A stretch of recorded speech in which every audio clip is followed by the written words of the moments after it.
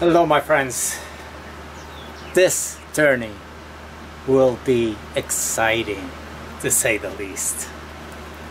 I picked up a about a 3-foot piece of eucalyptus.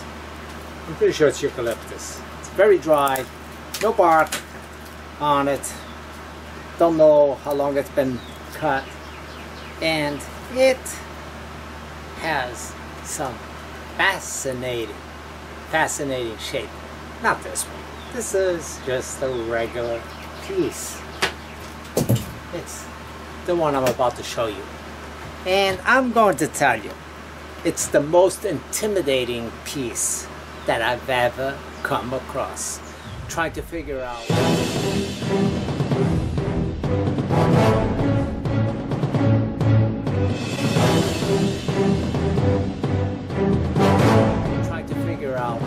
what to do with it.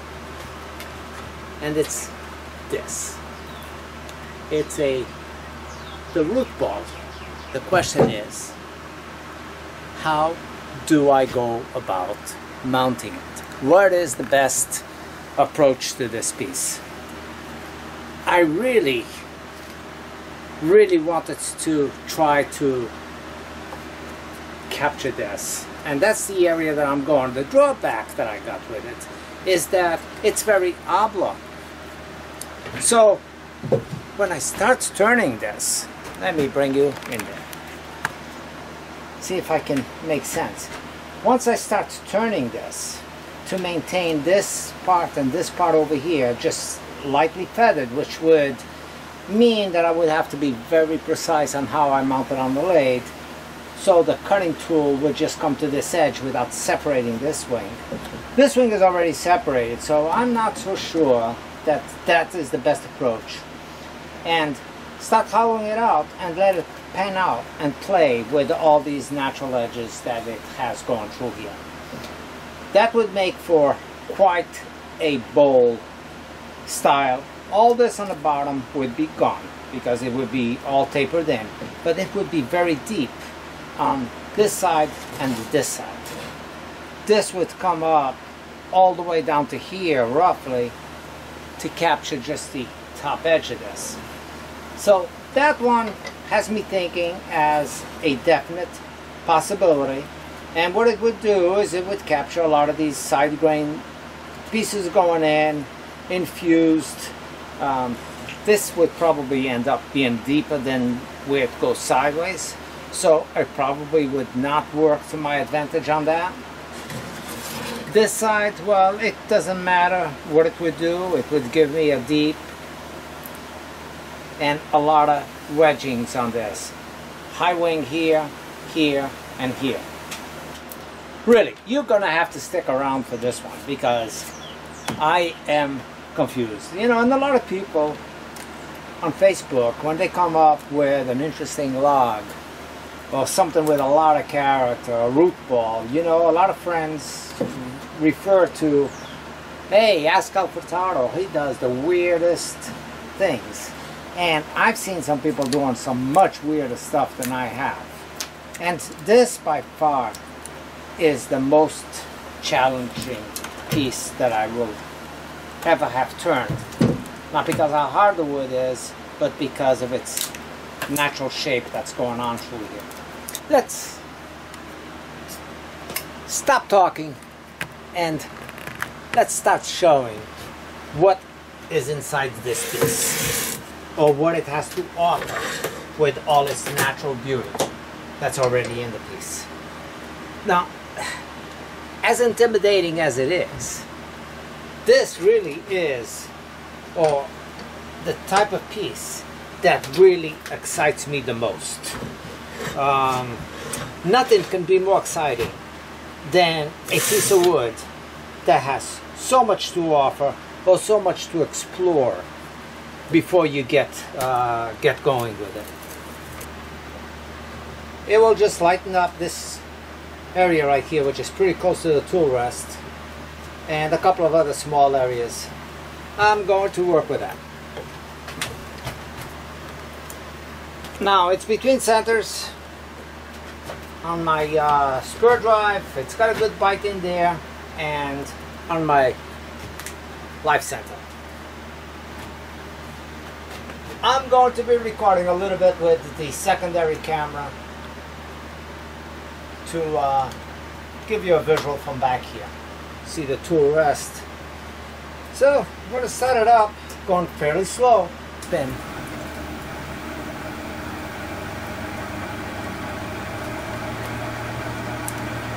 Right about that, which is 450 RPM.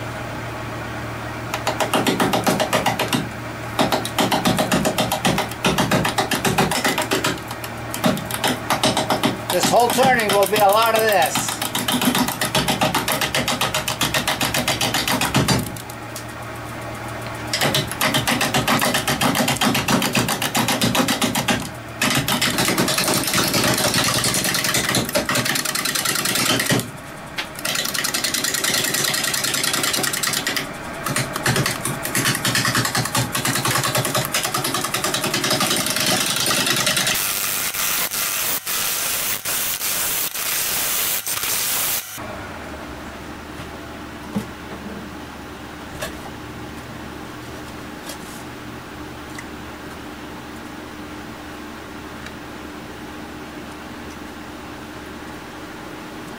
I think that's going to work. This piece is going to fly off on me.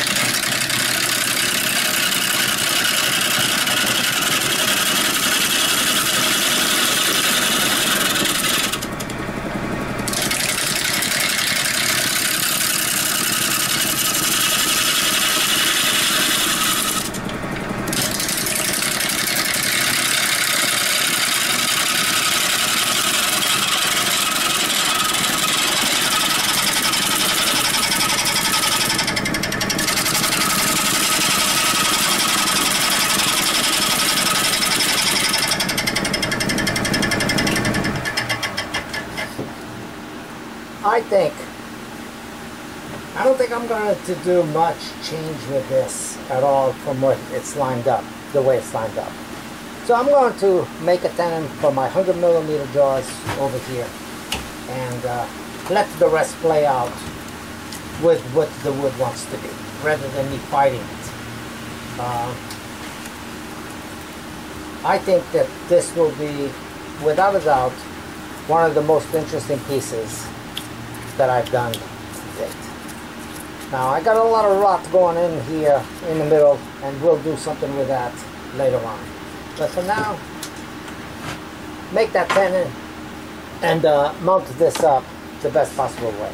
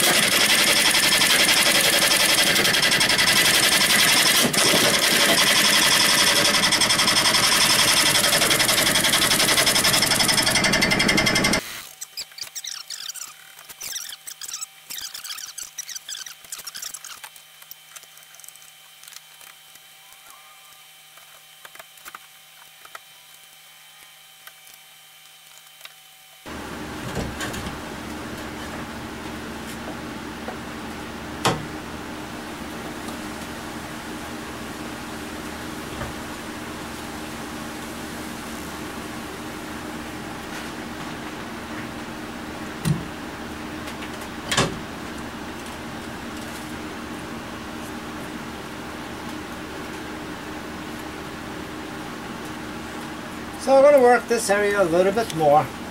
Back here, I will be coming up to somewhere around this area right here, capturing this, and start working away on this area right here. It's not going to take a lot from this area because that's going to be the low area going through here.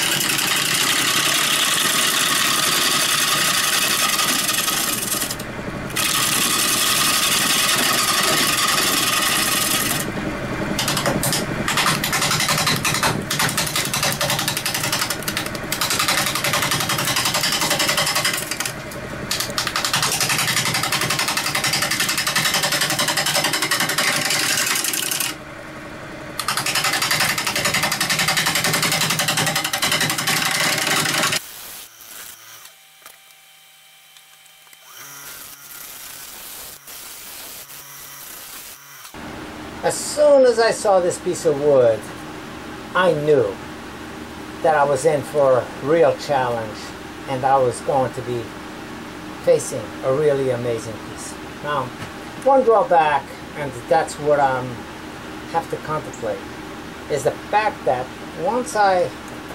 with the shape that I got going on here and how deep this void goes in here, that means that once I start hollowing it up, the bowl would end up going all the way around this edge. This edge right here that you see the cuts actually dictates and shows you what are you working with, what are you going to have when all said and done. All this will disappear up to here, going up this edge, down, and so on and so forth. And that's what you would have left over from a piece like this. So, is that an appealing area? And that's why I think it's important to play with a piece and see what the piece wants to be. Well, what the piece wants to be is what I'm seeing here, but what I wanted the piece to be also does not correspond exactly with that. What I would want to do is push this off, set a little bit, but I'm facing the same thing over here. So I might have to is reshape the bowl, really work at concave on the bottom so it works this up, but this area still is not going to come up any further. So it's this point in time that you say, okay, what do I want to do? Do I want to create a natural pool over here of maybe epoxy and fill up this void so I would have the wood coming up over here? And I generally don't like doing that, at least not with epoxy. But if I did that up with shavings, well, then it's got a lot of the natural colors that's already on this wood, and it would give me something that I would think that would be in play with the wood that I got here. So it's, you can say it's modified.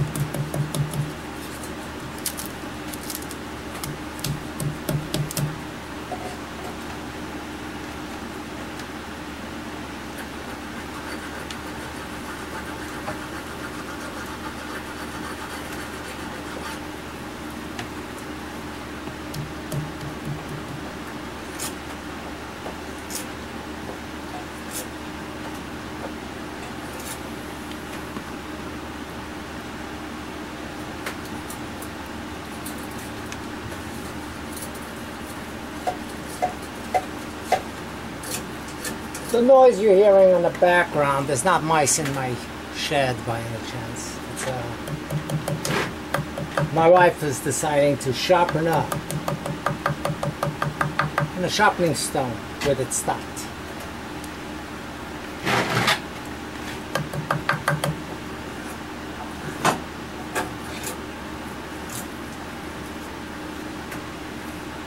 So I gotta go over there and sharpen up the snips.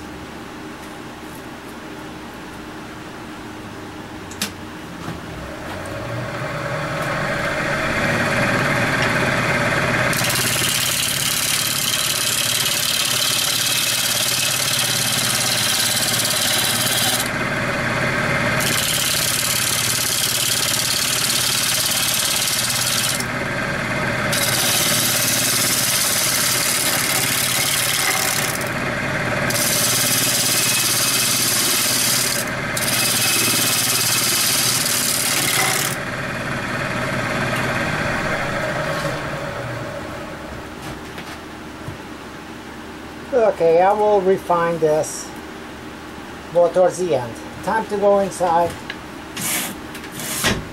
Over here. Tighten up this because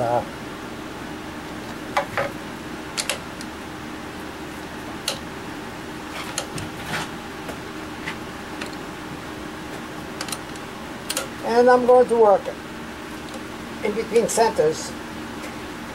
Work in between centers for a little while from the front.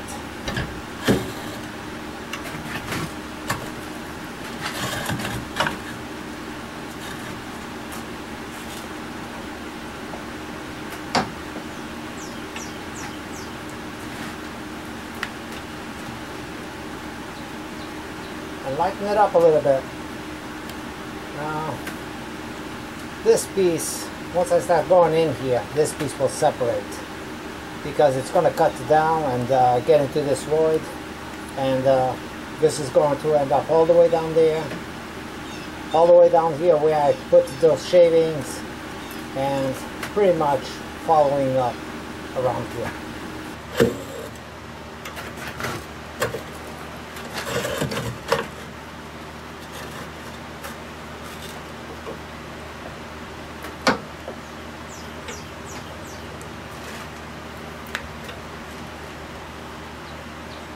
And lighten it up a little bit. Now, this piece, once I start going in here, this piece will separate because it's going to cut down and get into this void, and this is going to end up all the way down there, all the way down here where I put those shavings, and pretty much following up around here. So let's see what we get.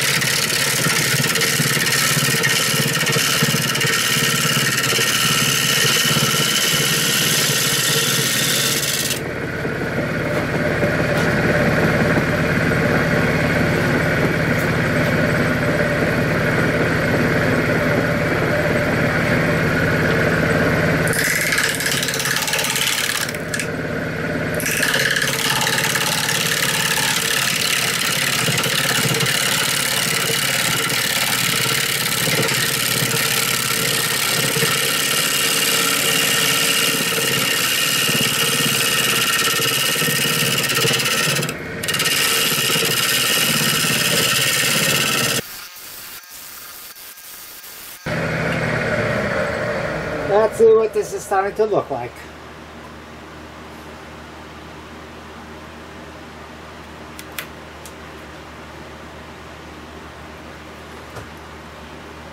Hopefully this piece will hold up.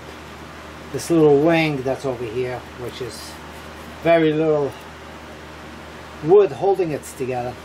I'm going to sharpen up this gouge. It really needs a good sharpening for this type of a turning.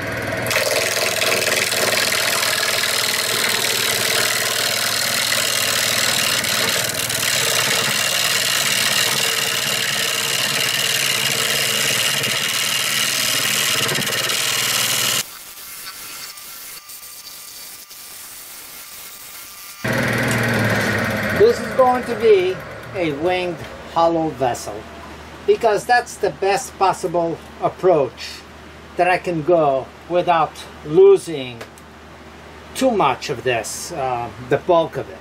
If I keep on going down, well, so will these wings will keep going down. And over here I really am pretty thin with this piece, and that's as much as I dare go. All I want to do is just still come down a little bit more, catch this edge over here, maintain this shape that I got in here, just go down a little bit more so I can maybe get to these wood shavings that I got here.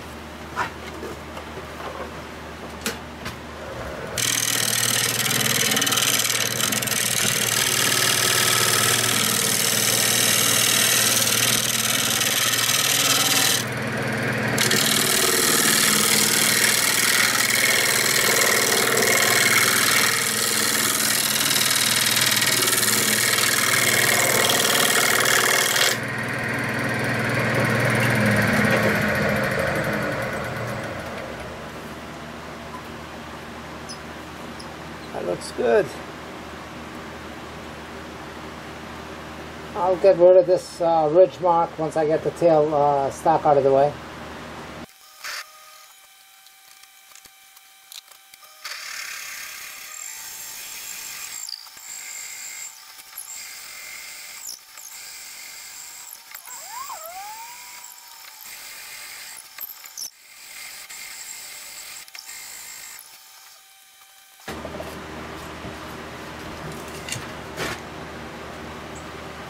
I want to go in about 3 1/4 inches, and that's where I'm at.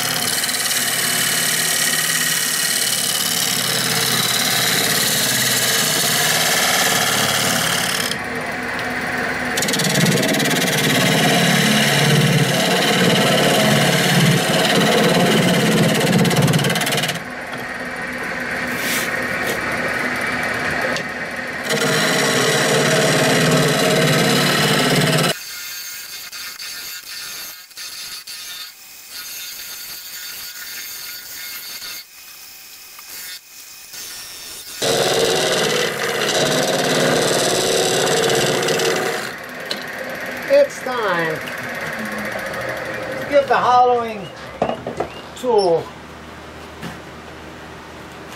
and the laser a true test.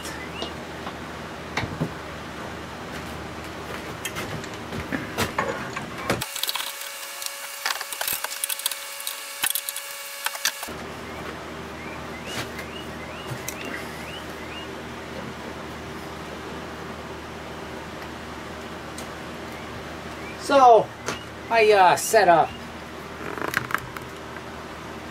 the laser on a battery pack from Amazon, wired it up, and it's got an on-off switch. So the laser is sitting right there, and it will shine in here, showing me exactly where my tip is. Once this dot falls off the piece,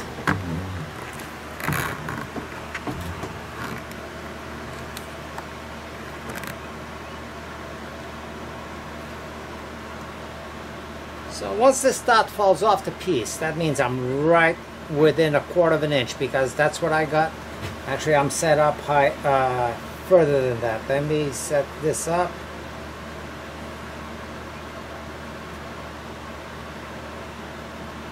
Right there.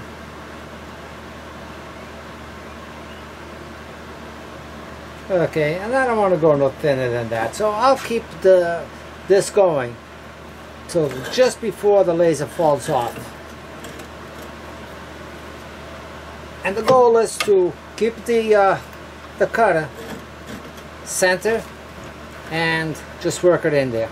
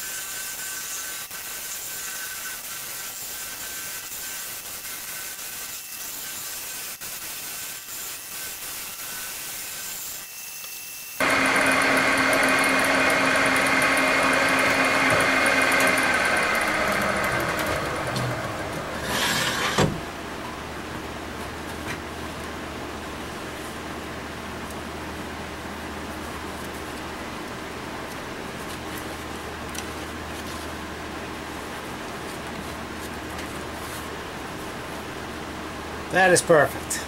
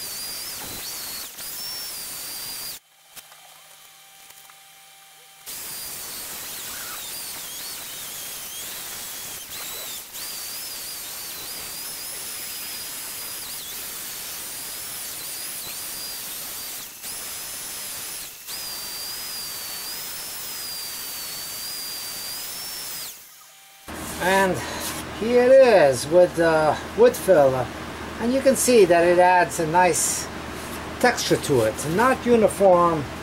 By going with big shavings like this, you really get a nice look to a filler piece. Now this over here, that works out really well, and it gives you a good feeling for what is happening with the inside of the vessel. It's not thin. You know, I wanted to keep a little bit on the thicker side and not take my chances on this. Not because it would have blown away, but because the piece itself really wants it to have a little bit of bulk. Clean it up and finish it up.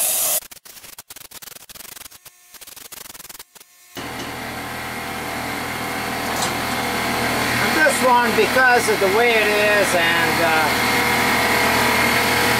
the finishing, would be very hard to really do a buff finish on this.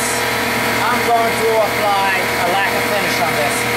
And really, it's only said it's waiting grit, but I think that it looks pretty good the way it is right now. If there was anything that I could do to this, would be to apply a sanding sealer, but I'm not even going to do that. The only thing I want to get rid of is this black mark right here, which is a burn mark from the drill.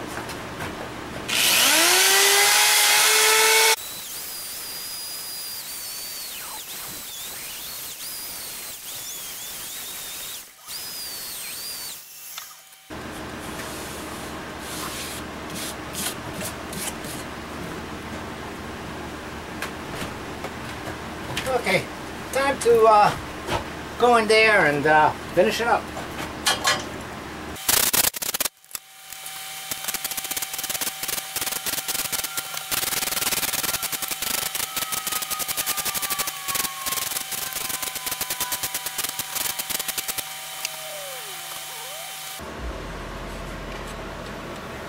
Okay, so I've applied one coat of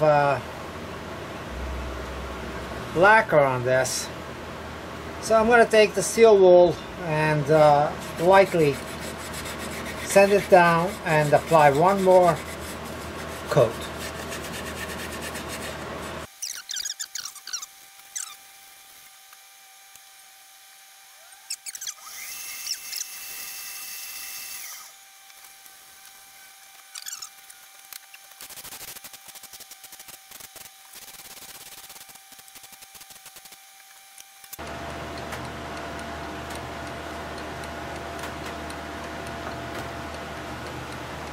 It's like a propeller on the boat.